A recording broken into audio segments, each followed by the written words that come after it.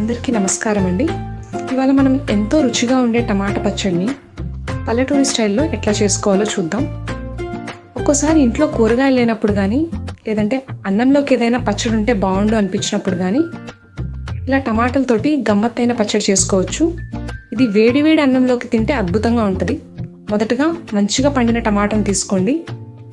వాటిని మధ్యలోకి ఇలా కట్ చేసి పెట్టుకోవాలి. ఇప్పుడు ఒక ప్యాన్లో కొంచెం నూనె పోసి ఈ టమాటా ముక్కలను అందులో వేసి మెత్తబడేదాకా ఉడికించుకోవాలి.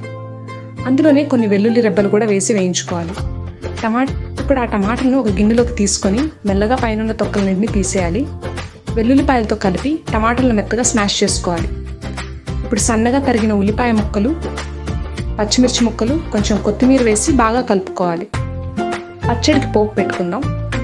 ఒక గిన్నెలో నూనె వేసి అందులో ఆవాలు, జీలకర్ర, ఎండుమిర్చి, కొంచెం కరివేపాకు వేసి వేయించుకోవాలి. ఈ పోపును పచ్చడిలో వేసి పైన సరిపడా ఉప్పు చల్లుకొని బాగా కలుపుకోవాలి. అంతేనండి, ఎంతో రుచికరమైన టమాటా పచ్చడి రెడీ అయిపోయింది. ఇది అన్నంలోకి కానీ చపాతీలోకి కానీ చాలా బాగుంటుంది. చాలా టేస్టీగా ఉంది కదా. ఇంట్లో అందరికీ తప్పకుండా నచ్చుతుంది. మరిన్ని రుచికరమైన వంటల కోసం మన ఛానల్ని లైక్ కొట్టండి, సబ్స్క్రైబ్ చేసుకోండి, ఫాలో అవ్వండి.